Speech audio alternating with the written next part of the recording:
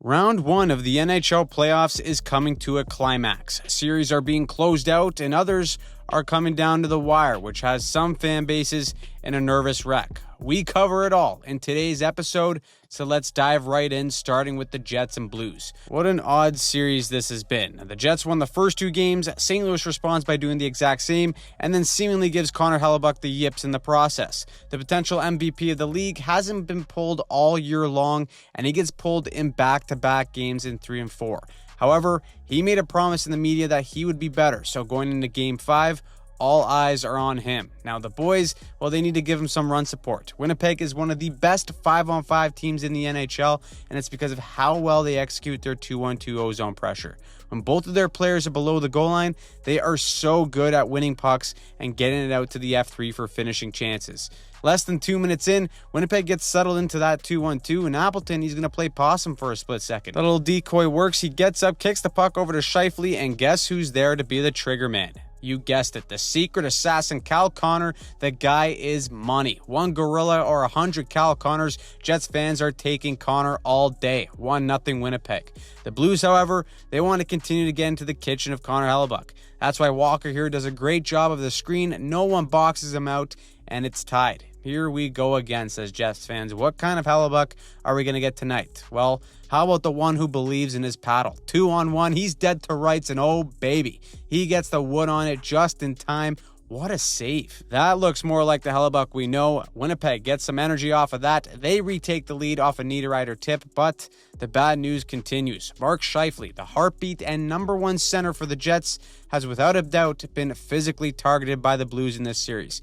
No problem with that. It's the playoffs, but they ring his bell in Game 5. Braden Shen just levels him a bit late. He gets an interference penalty, and he also got stood up by Faxa later, and Scheifele didn't return to the game after that. And then it goes from bad to worse as Hellebuyck lets up the muffin in the second period for St. Louis to tie it. Just right along the ice, not overly fast, a true beer league special of a goal, which means that the Blues have 2 goals on 7 shots. Not good. However, as we've seen in this series, you throw it in the mixer, good things happen. Dylan DeMello with the bank shot off the ass of Colta Parayko. A little bit of luck goes Winnipeg's way, and they retake the lead. But what has separated Winnipeg all year is their depth. And with Scheifele out, Vladimir Namestnikov steps up in his place, and he delivers a clutch goal in the final minute of the second. That is huge, and it provides enough insurance as the Jets give a solid team effort to take Game 5. Hellebuyck wasn't spectacular, but he was good when he needed to be, and the Jets defended overall really well, and all 4 lines were rolling, and that is so important come playoff time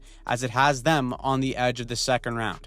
And what's also important this time of year is your playoff beard. No, you're not supposed to shave it, but come on. Unless you want to look homeless, you're going to need something to shape you up and do the job so that the missus at least likes looking at you while you cheer on your favorite team. The best package to do the job is the Performance Package 5.0 Ultra from Manscaped. Yeah, this thing's got everything. Check this out. You got the Lawnmower 5.0. This thing's a Swiss Army knife. It comes with 2 different hair cutting attachments, a classic blade for trimming, and a shaving head for a close shave. Game changer right here for me is how easy it is to switch out the blades. You can start with the trimmer blade and then finish it off with the shaver. That's a vet move. Would totally recommend. And then we get into the weeds here a little bit with the Weed Whacker 2.0. This guy is built for getting in the nose and ear hairs. As an Italian, I'll tell you, this one's a lifesaver. And then to top it all off, you got the Crop Soother and Crop Preserver for your cojones. That way you can treat the fellas underneath with the same love and aftercare you treat your face. On top of all this, you get some boxers to hold everything in place and a toiletry bag to make traveling a whole lot easier. The best part is you can get all this for 20% off by going to manscaped.com, clicking on the Performance Package 5.0,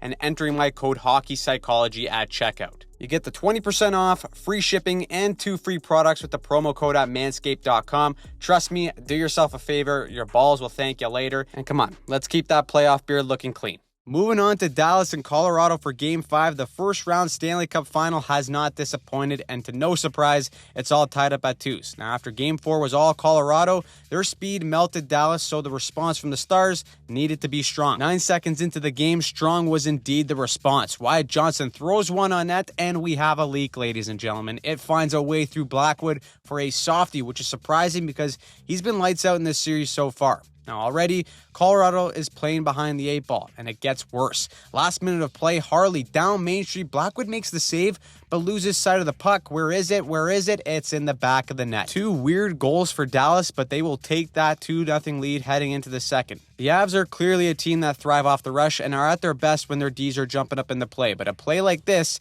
is when you can tell that the execution and details just weren't there in Game 5. Now the Avs get an all-man rush, and Manson, who's the defender, makes the right play to step up. Even though the puck doesn't get to him, he still continues his path down to be first to the puck. But in hockey, it's never just one mistake. It's usually a series of tiny little ones that snowball into chaos. First, Nichushkin here falls down, so there's no high F3 to cover. Then, once Manson gets the puck, Nelson is anticipating that he's going to rim it around to the far side to maintain possession. That is indeed the safer play, so Nelson starts to make his way down towards the far side. Instead, Manson tries to force it on net, it bounces out in front, and now it's Dallas who's going the other way for the rush. Salt in the wound, Mikko Rantanen is the guy to bury. 3-0 Stars. One man who is certainly not happy about all that is the dog Nathan MacKinnon. Watch him just chew out Charlie Coyle here after a power play shift once they get back to the bench. He's getting frustrated, but he decides to channel it the right way. First, he comes out and assists on Lekkonen's goal, and then he decides to go and do it all himself. Just drives down the middle, brushes off Duchesne like a toddler, and rips one blocker side. It's 3-2 Stars. The Avs are back into this thing, but then they get into penalty trouble. The Avs play an aggressive box on the PK while Dallas is in the standard 1-3-1 power play setup, and they want to go down low and across, so look at how deep and far both players are before they make the play. Because they're so deep to that goal line, it opens up that lane to go across, and it's a one-touch play and in the back of the net. That was basically the dagger. The Stars take Game 5 6-2 and officially have the Avs on the ropes. On to Vegas versus Minnesota. This series has been a roller coaster, and Game 5 was a microcosm of just that. Kirill the Thrill Kaprizov, he's been lights out so far this series. He goes for the one-touch Kucherov pass in the power play, and it's picked off by Eichel. He takes it to the house, and William Karlsson finishes to get the shorty for goal number 1. That pisses off Kaprizov, so he's like, I'm not going to do that again. I'm just going to wire this one home, and he responds quickly to tie the game. Now, bad news for Minnesota in this one is that Jack Eichel is starting to feel it. It started with that shorthanded play, but then on goal number 2, we see him at his best in the Vegas system. The Knights are most effective when they're above the puck and setting up layers. Here, all 5 players are where they need to be to cut off threats, and Eichel is going to step up and anticipate this pass right at center to get Vegas back on the attack. Then the individual effort takes over. He stops up on Brodin, gets his right arm out to cut through the hands of the D while taking a visual scan of where he wants this play to end up, and it's a perfect combination of speed and strength that buys him space to make a play to Stone. Vegas goes up 2-1. However, like I've said previously, Vegas, according to NHL Edge stats, are one of the slowest teams in the NHL. Seldomly do they get caught up ice, but when they do, speed can do damage. Eichel makes a turnover at the blue line. Vegas now has 3 forwards caught, and it's time for Minnesota to cook. Lead pass to Boldy, where it's 1-on-1 between him and Vegas' best defender, Pietrangelo, but that's not a foot race. He's going to win. Boldion has a cheeky little chip shot, and we're all tied up. Slight wrinkle in this one going into the third was wild goalie Philip Gustafson had to exit the game after the second as he was feeling sick. So Marc-Andre Fleury, the 40-year-old vet and former Golden Knight, has to step in. Then with a minute left, Minnesota's Ryan Hartman drives the net and scores an absolute dagger, but wait. Hold the phone. Gary Bettman's on line 1.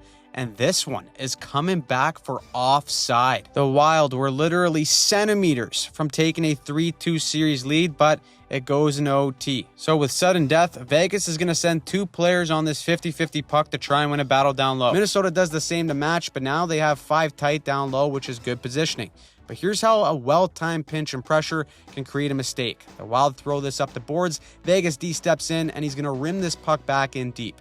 Minnesota plays a man-on-man coverage in the D zone, so John Merrill, the D, has Kolasar as he swings up high, and Bogosian is going to make a good read to go to the boards and cut off the rim play. That temporarily does leave his man in front open, but because he's cutting off the rim, everything should be fine. But then just take a look at this bounce. Hops right over his stick, and here's the breakdown. In a split second, Merrill now has to do damage control and get to his guy in front, but Pearson behind the net makes an incredible heads-up play. It's immediately funneled out in front, and that's the game. Howden, OT winner, and all of it happens in the matter of milliseconds. But that is the playoffs. Even the slightest slip-up in those moments make the difference. Vegas takes a 3-2 series lead and officially puts the Wild on the brink. Then we go to Edmonton versus LA for Game 5. If you see an LA fan, just give him a hug. The last 4 years of playing the Oilers in the first round has to have them either growing grays or losing their hair entirely. They took a 2-0 series lead and have since blown that lead after going to Edmonton. The story is simple when you look at the numbers. In the first and second period at games 1 through 4, LA has dominated. Then in the third, Edmonton adjusts and LA gets far too passive. The Kings play a 1-2-2 in the neutral zone, but in the third period, the LA players just back right up basically to their own blue line.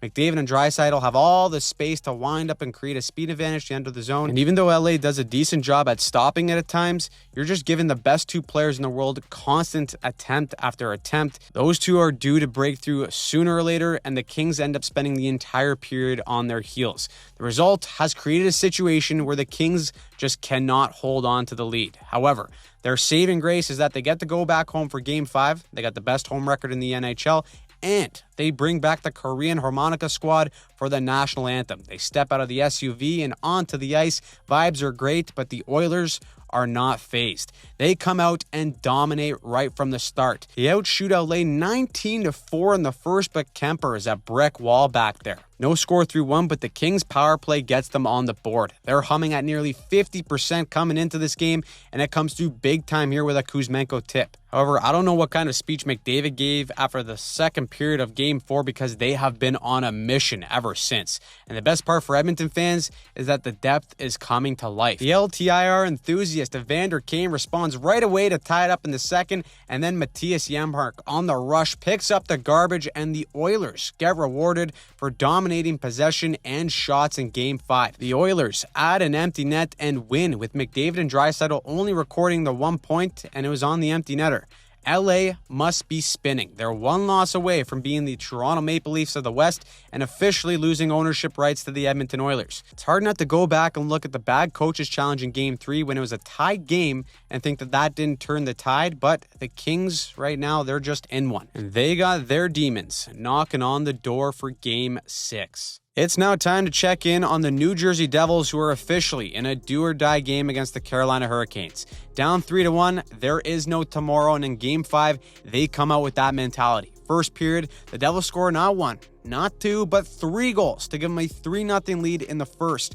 When the Devils have created offense in this series, it has been primarily off their transition game, but these 3 goals are all elbow grease, baby. Get in front, tip pucks, and bang home rebounds. 3-0, what a way to come out, but then Rod Brind'Amour must have went into the Hurricanes locker room, threw around a few jugs of Gatorade, and asked these guys who they played for, because Carolina came out swinging.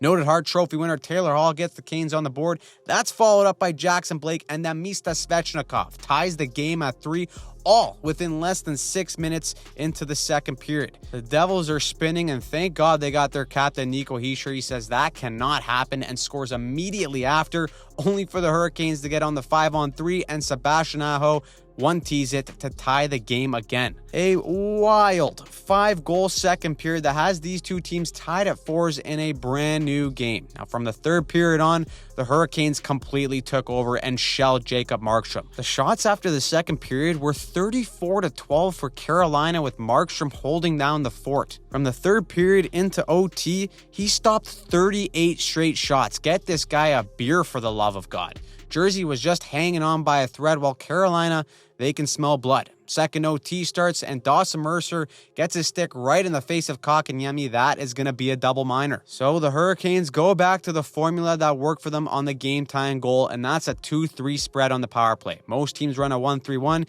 and usually have someone in the bumper or interior for a threat. And even though the first power play goal was a 5-on-3, Carolina was able to make Jersey collapse and set up Aho for that 1T. Carolina, they get that same look, and he wires another one. That is the series. Markstrom is pissed. He thinks about sending his stick to the moon, doesn't, and has to collect the fact that they are eliminated. He played his heart out, but the Carolina Hurricanes become the first team in the 2025 NHL playoffs to move to the second round. Personally, I was still impressed with how New Jersey was able to hang in this series despite them being decimated by injuries, but they were outplayed in all the advanced numbers, including slot shots, ozone possession, rush chances, you name it. the Carolina Hurricanes just had the advantage all the way through. The Devils can officially pack their shit and head to Cabo, while the Hurricanes await the winner of the Montreal and Washington series. Shifting over to Montreal versus Washington for Game 5, the Habs are one loss away from being sent home packing, so the youth is tasting desperation for the first time. On the other side, Ovi's ready to close this one out and break out the beers before round 2. Let's jump into this one. Early in the game, Caps on the power play. They got Ovi in that trigger spot. Strome snaps it back on the faceoff win, and the grade 8 hammers it. This guy is a machine. He's still somehow scoring goals, and it looks like he's in the prime of his career at 39. Now, before the series, we talked about how Washington can take advantage of Montreal's hybrid coverage with low to high plays and movement. As a young team going up against a heavy Capital squad, communication on switches have to be on point, and Washington wants to expose that. Looking at this play, the Caps do just that with Wilson playing the puck down low to Dubois. As he climbs the puck back up high with his possession, Chychrun, the D, is going to activate right off the blue line and drive the far post. That forces Montreal to have to scramble and pick up on these motions. It's Caulfield's man, but he's just a second too late in picking him up, and it results in a goal. 2-0 Caps in the first. This one could have easily gotten out of hand as well, but Dobish was feeling lovely to keep the minute. Can't ask much more from your rookie backup. He was solid, but Logan Thompson on the other end was just as brilliant. This man looked like he would be out for the series after he limped off the ice in Game 3, but he's looked incredible and is out here stopping 3-on-1 chances to keep Montreal off the board. Then, in the late stages of the second, the Caps are back on the power play, and Tommy Wilson, public enemy number 1 in Montreal, is going to make Habs fans shed some more tears with another power play goal. Despite being down by 3, the Habs still push in the third. They outshoot the Caps 14-8, score a goal to make it interesting, but the Caps' experience is just too much to handle. The empty netter by Duhaime puts the dagger in the series as Washington beats Montreal in 5 games to move on to the second round and meet the Carolina Hurricanes. Afterwards, best tradition in sports, everyone shakes hands. The Caps show their respect to David Savard, who's calling it a career after this one. Tom Wilson and Josh Anderson nearly killed each other on the bench a few days ago. Today, they're shaking hands and having a chuckle. It was truly a massive step for the Habs this year. They were 31st in the standings on December 1st. They went on an incredible run, and they made the playoffs. They got the potential Rookie of the Year in Lane Hudson. Ivan Demidov joined the team, and those two, along with Slavkovsky, Suzuki, and Caulfield, are still all under 25 years old. 5 games is quicker than most would prefer, but the future is extremely bright for that young core. On the other side, a 39-year-old Alex Ovechkin had 4 goals, 5 points, 19 shots on goal, and 19 hits. This man is simply unstoppable, and now they got Carolina in round 2. Let's move on to the Battle of the Sunshine State. Game 4 between the Florida Panthers and the Tampa Bay Lightning. After Tampa took Game 3 to cut the series lead to 2-1 for Florida, there's been some extra heat brewing in this series. First, the Hagel hit with a suspension, and then payback from Matthew Tkachuk on Jake Gensel. But more than revenge, Tampa needs this game, and the start isn't ideal. Now, according to Mike Kelly on Twitter, the Florida Panthers ranked first overall in dump-ins, recovered dump-ins, and shots on net off a dump-in recovery. So, can you guess how they scored goal number 1? Well, yeah, it's off a dump-in. Florida's first to the puck. They get F2 support and flat out win that battle even while being outnumbered. The puck finds its way to Anton and Uncle Lindell, and it's a 1-0 lead for Florida. Not a great start for Tampa, and they start to up the physicality. Little shove on Barkov, followed up by a healthy run at Gustav Forsling. Florida sees that and says, okay, enough. You're done taking liberties with our best players, and we still want revenge. So Aaron Ekblad comes down the wall on the pinch and has one goal in mind: destroy Brandon Hagel. Ekblad goes up the boards and follows through with a straight-up WWE forearm shiver right to the noggin of Hagel. Look, the ref's right there too. No arm goes up, and John Cooper is irate. He can't believe his eyes. He's on the bench saying, holy f***. Brandon Hagel, well, he's got to leave the game.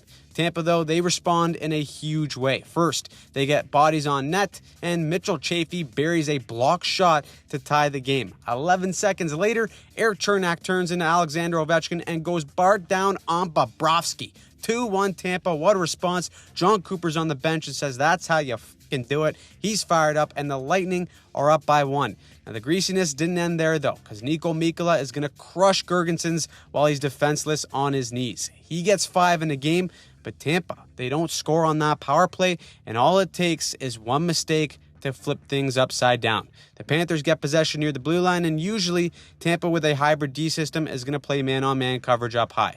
But Florida, they send a third forward up high, which is going to force Breed and Point to have to make a read and flex out. This is because his D and Moser will cover for his man in the high slot. Now here's the wrinkle that Florida throws in. Ekblad gets off the blue line, activates into the slot, and Point just misses his assignment due to lack of communication and great execution by the Panthers. It's thrown on net, and home alone in front is Aaron Ekblad to tie it. The man who probably shouldn't even be in this game after that elbow comes to deliver that blow. And when it rains, it pours. Not even 11 seconds later, Seth Jones throws one on net. It goes off of a Tampa defender and in. Are you kidding me? Tampa, after being just minutes from closing it out and tying the series, give up 2 in 11 seconds and are beside themselves. Panthers get the empty netter to finish it, and they now have a commanding 3-1 series lead.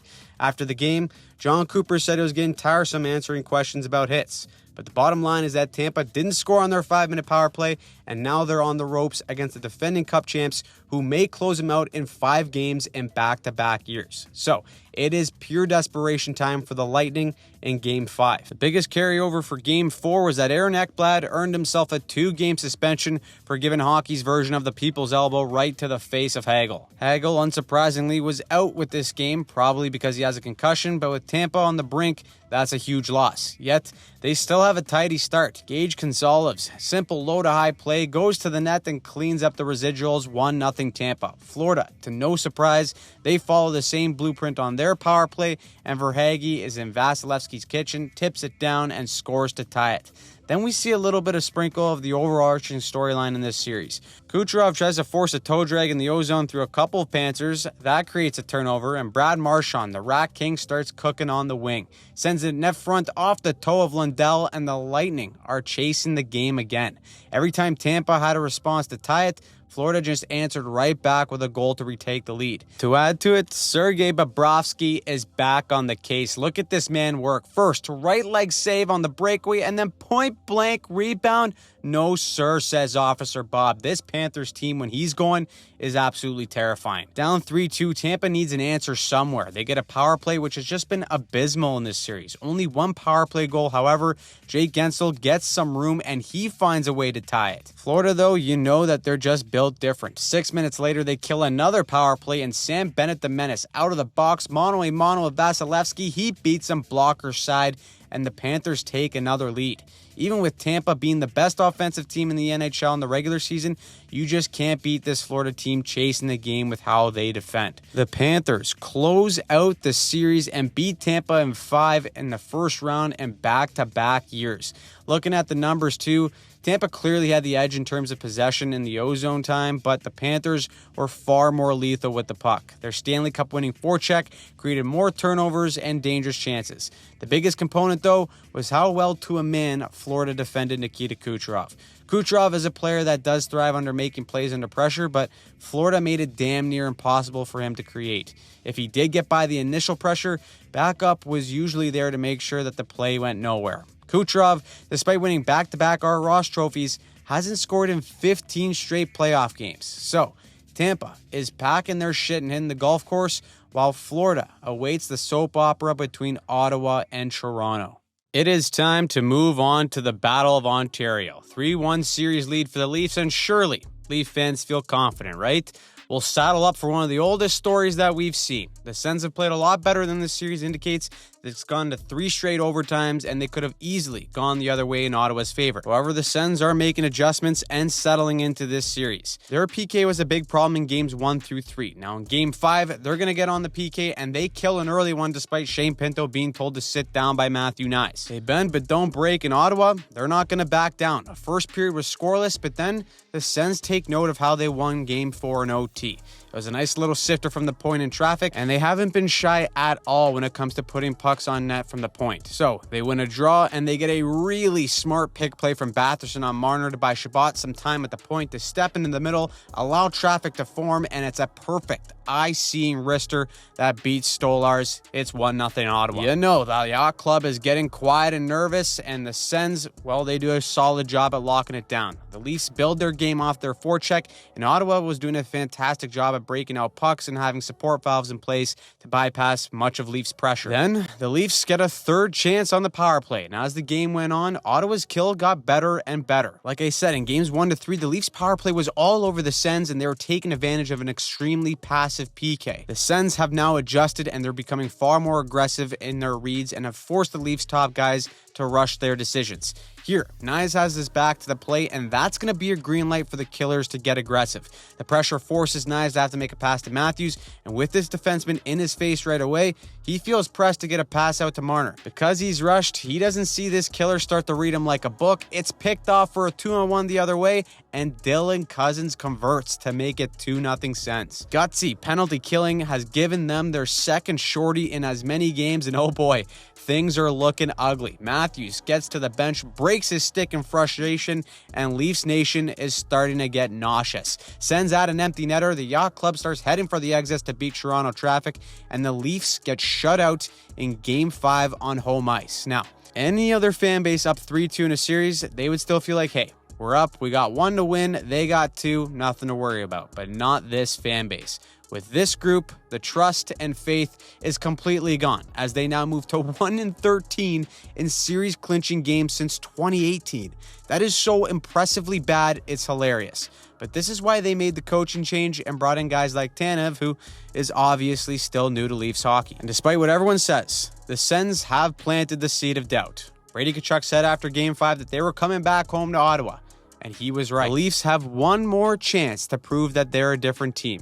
And if they don't, well, you're up for another classic Leafs choke. So what do you think of round 1 so far? Which one of the teams that have moved on have impressed you the most? What do you think of the series still going on? Who do you think's going to choke? Let us know in the comments down below. And if you want to stay up to date on all of the NHL playoffs, including the best breakdowns on the platform, make sure you check out our past video and subscribe to the channel while turning on notifications so that you don't miss a single thing.